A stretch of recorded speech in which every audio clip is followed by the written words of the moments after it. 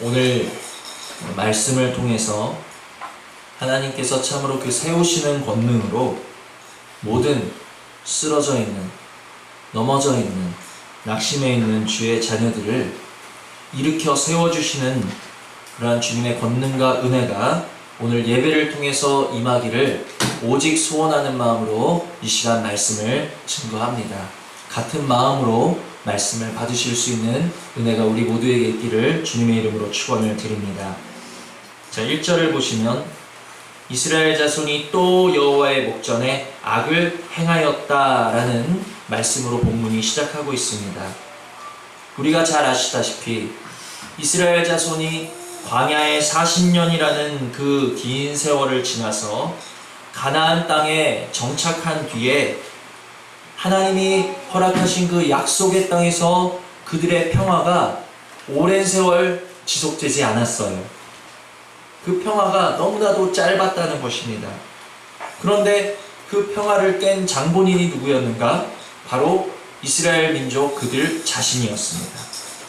우리가 사사기 3장을 잠깐 보시면 3장 4절로 6절 제가 읽습니다. 남겨두신 이 열국으로 이스라엘을 시험하사 여호와께서 모세로 그들의 열조에게 명하신 명령들을 청종하나 알고자 하셨더라. 이스라엘 자손은 마침내 가나안 사람과 헷 사람과 아모리 사람과 브리스 사람과 히윗 사람과 여부스 사람 사이에 거하여 그들의 딸들을 취하여 아내를 삼으며 자기 딸들을 그들의 아들에게 주며 또 그들의 신들을 섬겼더라. 여호수아와 그리고 그 당시에 여호수아와 함께했던 하나님의 인도하심과 광야를 체험했던 이들이 모두 죽고 난 뒤에 가나안 땅에서 태어난 그들의 후손들은 하나님의 목전에서 범죄하기 시작했어요. 목전이란 말은 눈앞이라는 뜻입니다. 그 약속의 땅에서 하나님 눈앞에서 이방의 여인들과 결혼하고 이방의 자녀들과 교제하며 그리고 나아가서는 그들의 신을 섬기는 그러한 죄악을 저지르게 됐다는 것입니다. 약속의 땅은 약속으로 사는 땅이라는 거예요. 괜히 약속의 땅이 아닙니다. 하나님이 가나안에 들어가게 하실 거야 라는 그 약속의 뜻이 아니라 약속의 땅이라는 뜻은 약속대로 사는 땅이라는 뜻이에요. 그들이 약속대로 하나님을 경외하고 하나님을 사랑하고 하나님께 순종하고 하나님을 섬기면 너희가 나의 약속대로 이 땅에서 잘되고 장수하고 복을 받을 것이다. 그런데 또 약속이 있지요. 너희가 나를 떠나서 내게 범죄하고 다른 신들을 섬기고 음행하면 내가 너희들에게 약속하는데 너희들에게 화와 저주와 사망을 줄 것이다. 그게 약속의 땅이라는 거예요.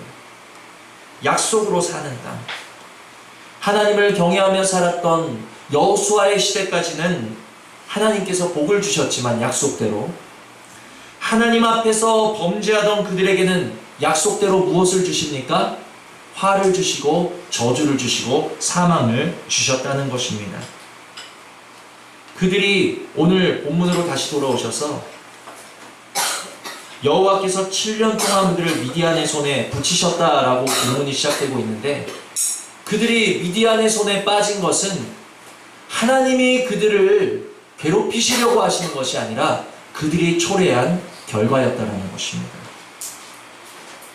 오늘 이 배경을 통해서 우리가 먼저 깨닫기를 원합니다. 그때나 지금이나 그때 이스라엘 백성이 약속의 땅에서 살았던 것처럼 우리들은 약속의 자녀가 되어 이 세상을 살아가고 있다는 사실을 잊으셔서는 안 된다는 거예요. 그런 우리들에게 하나님이 무언가 괴로움을 허락하셨을 때 남 탓, 하나님 원망을 할 것이 아니라 내가 지금 하나님의 눈앞에서 자녀답게 살지 못한 모습이 있는가? 우리의 모습을 돌아보시면서 돌이키시면서 나를 돌아보고 회개하실 수 있는 은혜가 있으셔야 될 줄 믿습니다.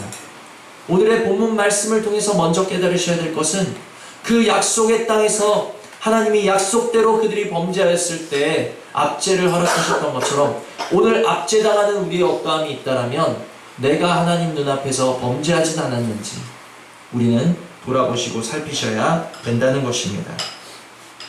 그래서 이스라엘이 하나님 앞에서 범죄함으로 인해 그들은 7년이라는 세월을 미디안의 압제 속에서 살아가야만 했습니다. 3절을 보시면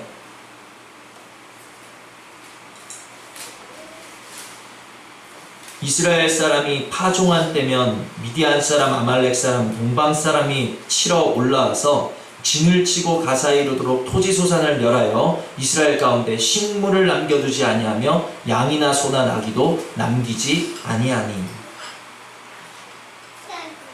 그런데 저는 말씀을 준비하면서 아주 이상한 부분을 발견했어요. 파종한 때에 치러 올라왔다라는 거예요. 파종한 때에 치러 올라왔다? 여러분, 파종의 뜻이 무엇인지 아십니까? 파종이 뭘 것 같으세요? 파종은 씨를 뿌린다라는 뜻입니다. 농작물을 심는다라는 의미가 파종이라는 뜻이에요. 이상하지 않습니까? 미디안이 이스라엘에 파종한 때에 치러 올라왔다? 자, 만약에 제가 미디안이었다면, 그리고 여러분이 미디안이었다면 언제 이스라엘을 치러 올라가시겠습니까? 파종할 때 치러 올라가시겠어요? 아니면 언제? 추수할 때 치러 가겠죠. 파종할 때 뭐가 있다고 치러 갑니까? 추수할 때 치러 가야 약탈할 게 풍부하지. 그런데 왜 그들은 파종할 때 치러 올라갔을까?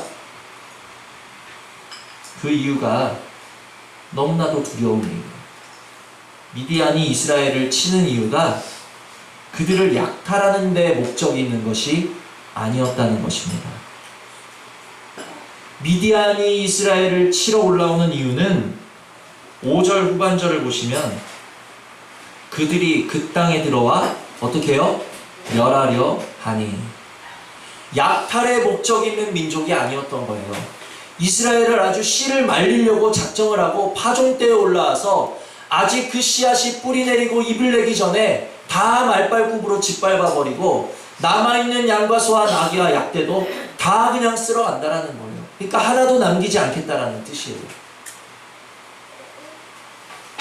오늘 이 미디안의 모습을 통해서 이 이스라엘을 습격하고 그들을 진멸하고자 하는 이 미디안의 모습을 통해서 우리가 깨달으셔야 될 것은 무엇입니까? 오늘날 마귀가 우리의 심령을 노략하는 모습이 이와 같다라는 것을 우리는 깨달으실 수 있는 은혜가 있기를 바랍니다. 정말 두려운 말씀이에요.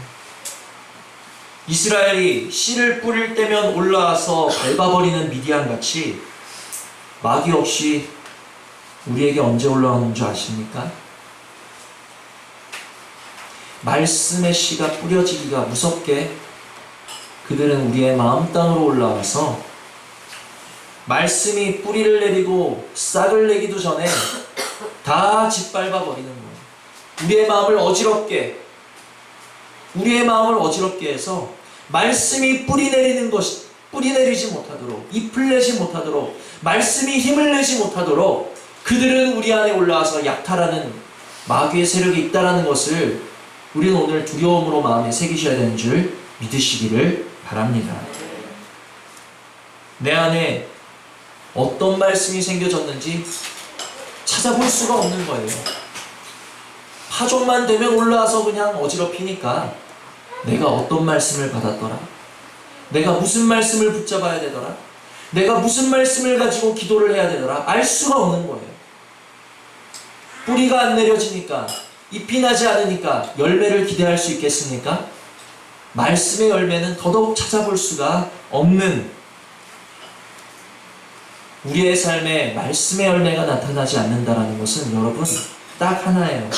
마귀에게 말씀을 빼앗기고 우리의 심령을 노략질 당한 증거라는 그 한 가지를 우리가 기억하실 수 있기를 바랍니다. 너무나 무서운 말씀이죠. 어디 그들이 말씀만 짓밟습니까? 우리의 마음에 올라와서 말씀이 파종할 때 말씀만 짓밟는 게 아니에요. 4절 보시면 진을 치고 가사에 이르도록 토지 소산을 멸하여 이스라엘 가운데 식물을 남겨두지 아니하며 양이나 소나 나귀도 남기지 아니하니. 말씀만 가져가는 게 아니라 무엇도 가져갑니까? 하나님이 주신 좋은 것들, 감사도 약탈해가고, 평안도 약탈해가고, 소망도 약탈해가고, 기쁨도 약탈해가고, 만족도 약탈해가니 신앙생활에 무슨 힘이 있냐라는 거예요. 무슨 신앙생활에 감사가 있냐라는 거예요. 신앙생활에 감사가 없으십니까? 힘이 없으십니까? 평안이 없으십니까? 그거는 예배가 은혜가 없어서일까요? 아니에요. 누군가 올라와서 그 은혜를 약탈해 갔다라는 증거라는 것입니다. 여러분 깨어 있으실 수 있는 은혜가 있기를 바랍니다. 더 이상 하나님의 자녀로서 기능할 수 없게끔, 살아갈 수 없게끔, 교회는 나와서 예배는 드리는 것 같은데 전혀 말씀도 듣지 못하고, 감사도 없고 만족도 없고 평강도 없고 소망도 없고 기쁨도 없으니까 점점 예배에 대한 소망이 사라져가는 거예요. 겉모습은 그냥 그리스도인인데 그 영혼을 보면 식물인간같이 아무런 힘도 쓸 수 없고 아무런 기동함도 없는 그 비참한 모습. 그런데 여기까지만 해도 아주 큰 문제인데 더 큰 문제가 있습니다.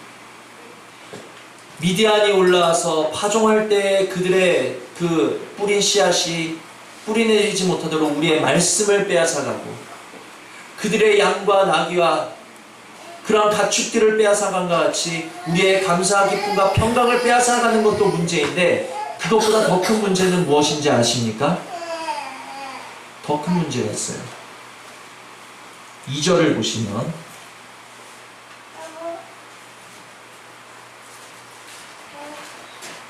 다 같이 읽어보십니다. 시작. 미디안의 손이 이스라엘을 이긴지라. 이스라엘 자손이 미디안을 인하여 산에서 구멍과 불과 산성을 자기를 위하여 만들었으며. 아멘. 그렇게나 철저하게 노략당하고 짓밟히고 있음에도 불구하고 그 이스라엘 백성들이 한다고 하는 게 뭐예요? 자기를 위하여 산에 구멍 파고 들어가는 게 전부였다는 것입니다. 너무 한심하죠. 너무 부끄럽지요. 이게 하나님의 자녀의 모습이란 말인가? 그런데 이들을 보고 손가락질할 수 없는 이유는 무엇인가? 이 부끄러운 모습, 이 연약한 모습, 이 나약한 모습이 바로 오늘 우리들의 모습이기 때문이라는 거예요. 우리들의 모습이라는 거예요. 제 모습이고 여러분의 모습이라는 거예요. 마귀가 말씀이 뿌려지기가 무섭게 올라와서 말씀을 노력해 가는데도, 신앙생활에 도무지 감사도 만족도 평강도 없이 하나님 주신 좋은 열매를 다 뺏어가고 있는데도 여전히 자기를 위하여 그거 하나 남은 거예요. 내 육신을 위해서, 내 육신의 안위를 위해서, 내 육신의 평안을 위해서 구멍 파고 들어가 가지고 내 생각, 내 방법, 내 고집, 내 정욕의 구멍 속에서 그냥 평안히 안주하려는 그 모습이 더 심각한 문제라는 사실을 깨달으시기를 바랍니다. 누구의 모습입니까? 우리 모습이라는, 오늘 행복한 교회 부끄러운 모습이라는, 우리가 파고 들어간 육신의 구멍, 내가 안주하고자 하고 나태하고자 하는 그 육신의 구멍은 마귀를 피하는 구멍이 아니에요. 누구를 피하여 들어간 구멍인가? 그것은 하나님을 피하여 들어간 구멍이라는 사실을 깨달으시는 은혜가 있기를 바랍니다. 이제 오늘 예배를 통해서 이 시간에 나오실 수 있는 은혜가 있기를 바랍니다. 어디서 나오셔야 되겠습니까? 내 육신의 안위와 만족을 위해서 파고 들어간 내 육체의 구멍, 내 생각의 구멍, 내 아집의 구멍에서 이제 하나님을 향하여 나오실 수 있는 은혜가 있기를 주님의 이름으로 축원을 드립니다. 아멘 하세요. 나오기 싫으십니까?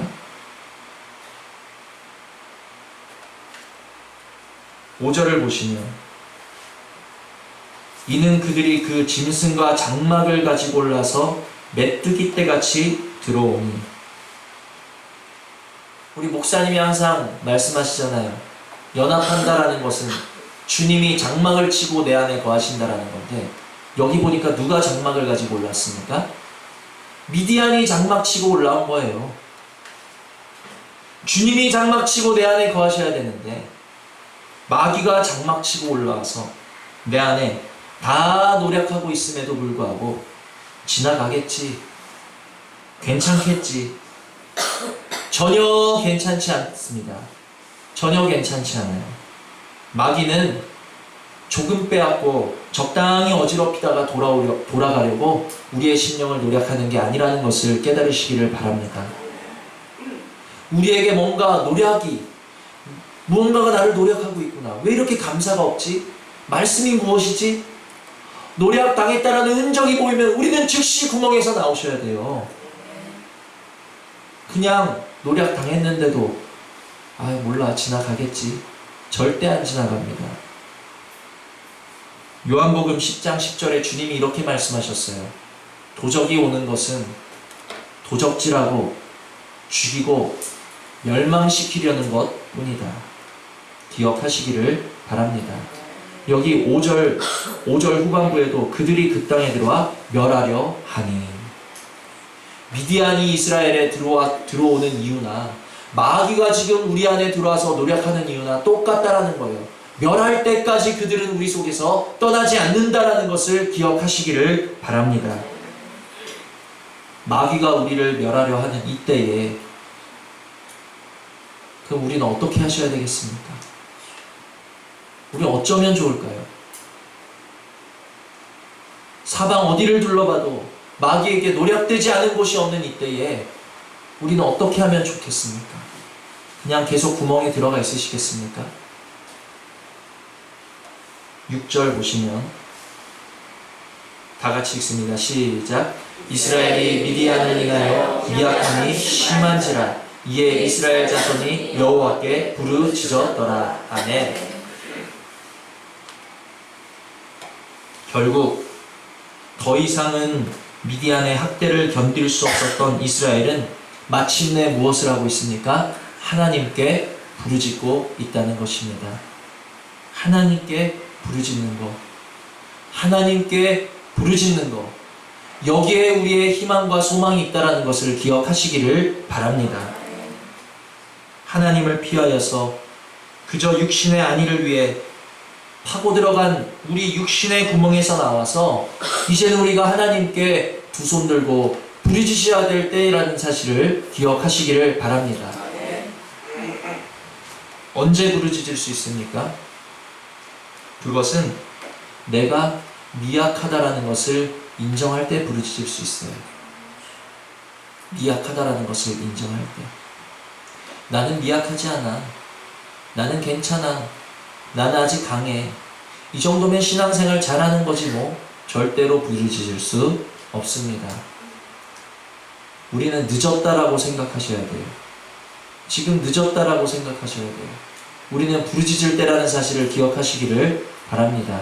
이제 우리는 구멍에서 나오셔서 부르짖어야 돼요. 제가 말씀 준비하면서 묵상하는데 신앙생활 최고의 적은 무엇인가? 안일과 나태라는 사실을 기억하시기를 바랍니다. 하나님이 주신 자유는 안일한 자유가 아니에요. 나태한 자유가 절대로 아니라는 것을 기억하시기를 바랍니다. 그것은 여러분이 잘못 알고 계신 거예요.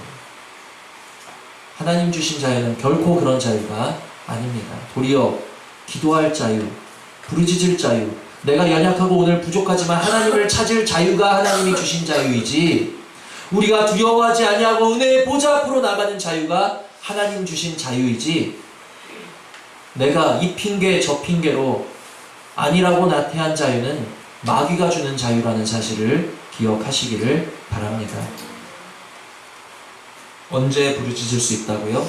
내가 미약하다라는 것을 인정할 때 우리는 부르짖을 수 있다는 것을 기억하시기를 바랍니다. 우리는 이미도 너무나도 미약합니다. 주님, 미약합니다. 미약한 우리들이 이제 구멍에서 나와 하나님을 향하여 두 손 들 수 있도록 은혜 내려 주시옵소서. 미약하다라는 단어의 원문 뜻은 또 가난하게 하다라는 뜻을 가지고 있습니다. 그래서 이 본문은 미디안이 이스라엘에 들어와서 그들을 가난하게 하니라라는 뜻도 돼요. 우리가 가난하다라는 것을 인정할 때 무엇이요? 육신이? 아니요. 내 영혼이 가난하다라는 것을 인정할 때 우리는 부르짖을 수 있게 된다라는 것을 기억하시기를 바랍니다. 주여, 가난한 내 영혼을 그냥 두지 마시고 오늘 심히도 미약한 내 영혼을 그냥 두지 마시고 아버지 앞에 이르러 부르짖을 수 있는 은혜를 내려 주시옵소서. 우리 예배를 통해서 소망하시는 은혜가 있기를 원합니다. 우리는 부르짖으셔야 되는데 가장 먼저 무엇을 위하여 부르짖어야 되는가?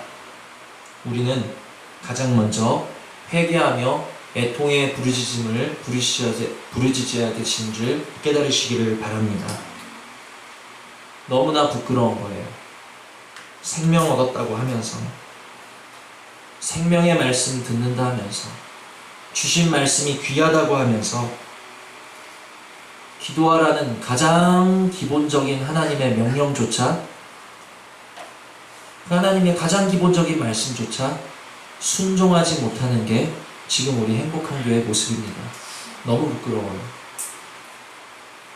구약 신약을 다 털어봐도 하나님의 사람은 내 맘대로 신앙생활하는 사람이 아니에요. 말씀에 순종하는 사람입니다. 하나님의 사람은 하나님의 말씀에 순종하는 사람이라는 것을 기억하시기를 바랍니다. 어디 내 마음이 동해서 어디 내가 하고 싶어서 하는 신앙생활이 어디 있어요? 사울이 하나님 앞에 기름 부음 받았지만 그가 자신의 임의대로 그가 생활하다가 그는 버림받았다는 사실을 우리는 두려움으로 새기시기를 바랍니다. 이스라엘 민족이 출애굽을 하였지만 홍해를 건너므로 그들이 성경에서 세례를 거쳤다라고 그들이 신약에서 그렇게 표현되고 있지만 세례를 통과한 그들이라 할지라도 하나님이 그들을 치러 올라가라, 그 산지로 올라가라 했을 때 여호수아 갈렙만이 그 말씀에 순종했어요. 나머지는 가고 싶지 않았던 거예요. 하고 싶지 않아, 가고 싶지 않아, 순종하고 싶지 않아. 그들은 어떻게 됐습니까? 광야에서 멸절당했습니다. 내 마음, 내 기분대로 하는 신앙생활은 결코 순종의 생활이 아니라는 것을 기억하시기를 바랍니다. 주님이 십자가에서 주신 자유는 예배 안 드릴 자유가 아니에요, 여러분. 기도 안 할 자유가 아닙니다. 내 마음대로 신앙생활 해도 되는 자유를 주님이 주신 게 아니에요. 육체와 세상의 정욕에서 해방이 되어가지고 이 세상이 보는 것과는 다른 눈으로 하나님을 기쁨으로 예배할 수 있는 자유, 소망 중에 기도할 수 있는 자유, 날마다 십자가에 나를 못 박고 죽일 수 있는 그 자유가 그리스도인의 자유요 능력이라는 사실을 기억하시기를 바랍니다. 아니라고 생각되신다면 여지껏 목사님과 제가 말씀 잘못 전했는데 우리는 그것이 자유라고 여러분들에게 설교드린 적 한 번도 없어요. 그런데 왜 우리의 신앙생활은 지금 가장 기본적인 것조차 순종하지 못하는 그러한 모습이 되어 있는가? 우리에게 주신 자유는 하나님을 피하여서 육신의 안위를 위해 이 핑계 저 핑계에 구멍에 들어갈 자유가 아니라 심히 미약한 중에도, 병든 중에도, 연약함 중에도, 부끄러움 중에도 언제나 어디서든 하나님께 두 손 들고 부르짖을 수 있는 자유가 우리에게 주신 자유라는 사실을 마음에 새기시기를 바랍니다.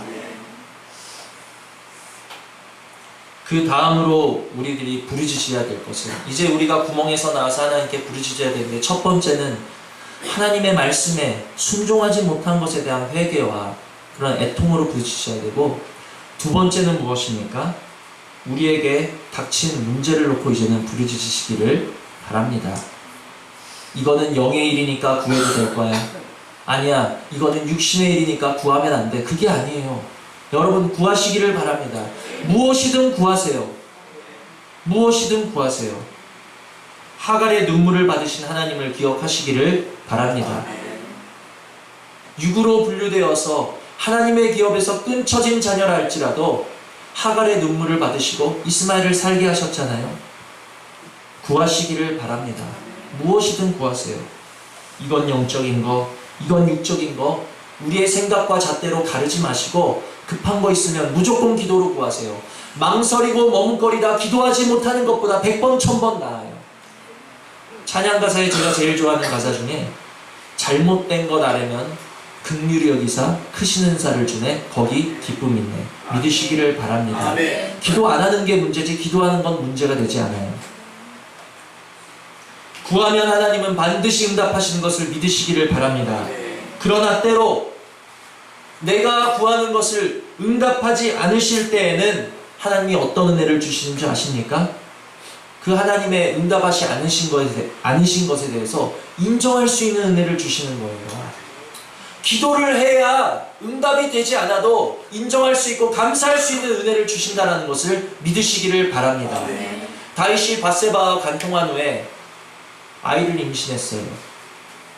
그 아이를 낳았는데 하나님이 나단 선지자를 통해서 내가 너희들의 행위를 기뻐하지 않는다. 그 아이는 반드시 죽을 것이다. 그러면 하나님의 사람이라면 어떻게 기도해야 되겠습니까? 그래, 하나님의 뜻이니까 이 아이는 죽을 거야. 다윗은 안 그랬어요.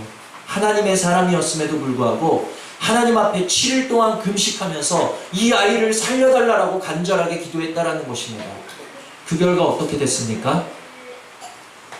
결국 아이는 죽었지만 하나님은 다윗의 마음에 원망하는 마음을 허락지 않으셨어요. 도리어 아이가 죽었음에도 죽었다는 소식을 듣고 그 자리에서 일어나 하나님께 나아가서 경배하고 음식을 먹고 밧세바를 위로하고 동침한 후에 하나님이 누구를 주셨는가? 솔로몬을 주셨다라는 거예요.